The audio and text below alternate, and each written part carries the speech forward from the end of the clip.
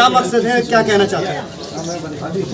देखिए, पहले तो मैं आप सबके माध्यम से पूरे देश की जनता को बधाई देता हूं कि जिन्होंने भारतीय जनता पार्टी और एनडीए को इतना बम्पर वोट देके तीसरी बार देश के यशस्वी प्रधानमंत्री नरेंद्र भाई मोदी जी को बनाया। मैं आज आपको बुलाने का एक विषय था कि कल हमारी पूर्व सांसद जी ने एक प्रेस की और उन्होंने प्रेस में एक आरोप लगाया है कि मुझे चुनाव संगीत सोम ने हरवाया। मैं भारतीय जनता पार्टी का समर्पित कार्यकर्ता हूं। मैं भारतीय जनता पार्टी का वो कार्यकर्ता हूं कि जब उत्तर प्रदेश की सरकार ने आतंक मचाया हुआ था, समाजवादी पार्टी की सरकार ने, तब भी अपने उत्तर प्रदेश की जनता की बात हर फोरम पर उठाई। मेरे लोगों पर अखिलेश सरकार ने गोली चलवाई, मेरे लोगों ने गोली खाई, मेरे परिवार पे मुकदमे हुए, मुझ पे खुद आतंकवाद तक के मुकदमे अखिलेश सरकार ने लगाए। मुझे जेल में रखा गया, 700-800 किलोमीटर दूर मुझे जेल में ले जाया गया और उस जेल को खाली करा दिया गया जिससे मेरा मनोबल टूटे। मैं भारतीय जनता पार्टी का बिल्कुल समर्पित कार्यकर्ता हूं। चुनाव हराने और जिताने का विषय किसी के दिमाग में आता हो तो वो गलत है। चूंकि मैं भारतीय जनता पार्टी के लिए काम करता हूं, किसी कैंडिडेट के लिए काम नहीं करता, मैं कमल के फूल के लिए काम करता हूं। मेरी पार्टी ने मुझे जिम्मेदारी दी गई थी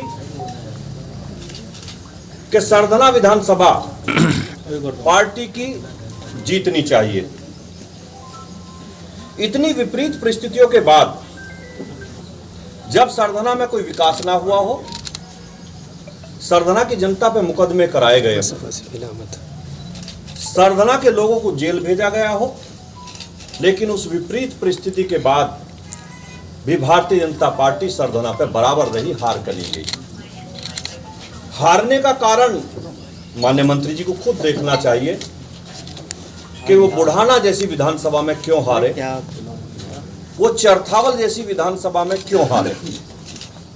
हमारी वो विधानसभा है वे जिसमें वो कहते हैं कि मैंने विकास के नए आयाम रचे हैं। मुजफ्फरनगर विधानसभा हमारी ऐसी विधानसभा है भारतीय जनता पार्टी की जिस विधानसभा को विपरीत परिस्थितियों में भी भारतीय जनता पार्टी 30 से 40 हजार वोटों के मार्जिन से जीतती है, लेकिन इस बार उस विधानसभा को भी हम 800 वोटों से जीते। खतौली विधानसभा हमारी ऐसी विधानसभा है जिसे 30 से 40 हजार मार्जिन से पार्टी जीतती है, हम उसे भी शायद 2000 वोटों से जीते। हम मुजफ्फरनगर की जो माननीय बालियान जी की हमारे भाई हैं, जो उनकी घर की विधानसभा है चरथावल और बुढ़ाना, ये उन्हीं दो विधानसभाओं पे हारे। तो उन्हें चिंतन मनन ये करना चाहिए कि आखिर मैं घर की विधानसभाओं पे क्यों हारा। पार्टी के अगर वो समर्पित कार्यकर्ता हैं तो हम कार्यकर्ताओं का एक फोरम होता है। अगर किसी ने कोई गलती करी है और किसी की कोई शिकायत हमें एक दूसरे से है तो हम अपनी पार्टी फोरम पे बात रखेंगे। पार्टी का हमारा प्रदेश नेतृत्व है, हमारा राष्ट्रीय नेतृत्व है, हम अपनी बात वहां रखेंगे, ना कि मीडिया के सामने रखेंगे। मुझे तो मीडिया के सामने इस बात के लिए आना पड़ा क्योंकि मुझ पर नाम लेकर आरोप लगाया गया। मैं भारतीय जनता पार्टी के अपने नेतृत्व से यही कहूंगा कि इस सारे विषय की जांच होनी चाहिए। मैं भी 2022 में चुनाव हारा था। कारण क्या है मैं कुछ नहीं कहूंगा, लेकिन मैंने पार्टी को अपनी बात बताई और पार्टी ने उसकी जांच की होगी या कर रही होगी। मैंने कभी भी मीडिया के सामने हार का ठीकरा किसी के सिर पर नहीं फोड़ा आके। मैं संजीव बालियान जी को भी यही सलाह देना चाहता हूं कि पार्टी के कार्यकर्ता के तरीके से आप अपनी बात रखिए, पार्टी फोरम पर रखिए, मीडिया के सामने मत रखिए, क्योंकि हम घर की लड़ाई बाहर नहीं ले जा सकते। और मैं विपरीत परिस्थितियों में, मेरी पर्सनल नाराजगी होने के बावजूद मैंने संजीव बालियान जी को सरधना पे चुनाव नहीं हारने दिया। मैंने इतनी मेहनत करी, कार्यकर्ता लगने के लिए तैयार नहीं थे। चुनाव के दिन आपकी जानकारी के लिए मैं बता दूं, जो हमारी पार्टी के बस्ते गए वो भाजपा के बूथ अध्यक्ष से लेकर सपा के बूथ अध्यक्षों को दिए गए।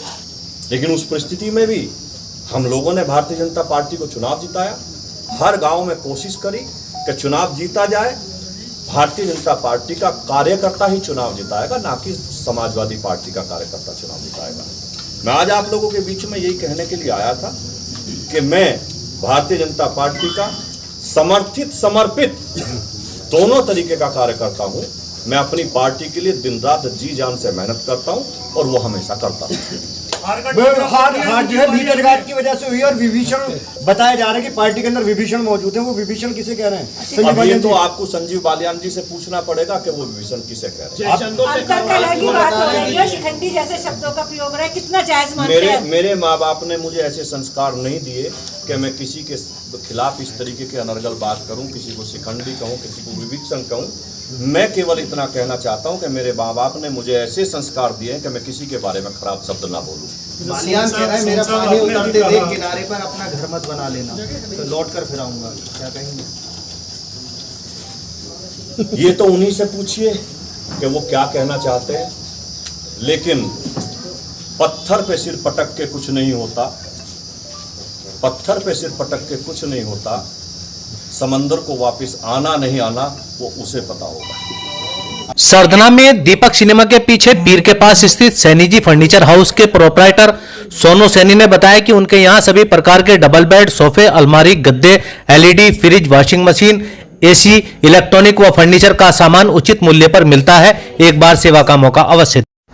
10वीं 12वीं फेल विद्यार्थी निराश ना हो, NIOS की सुविधा का लाभ उठाएं, समय रहते प्रवेश लें, अक्टूबर 2024 में परीक्षा दें, निश्चित सफलता पाएं। जमजम क्लॉथ हाउस के संचालक मोहम्मद रईस ने बताया कि उनके यहां पैंट शर्ट, कुर्ता पजामा, कोट पैंट आदि का कपड़ा उचित मूल्य पर मिलता है। ऑफर चालू है, 1000 की खरीद पर उपहार दिया जाएगा। पता बुद्ध बाजार निकट चिल्ले वाली मस्जिद सरधना।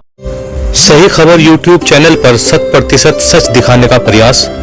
आपका सहयोग व मार्गदर्शन जरूरी।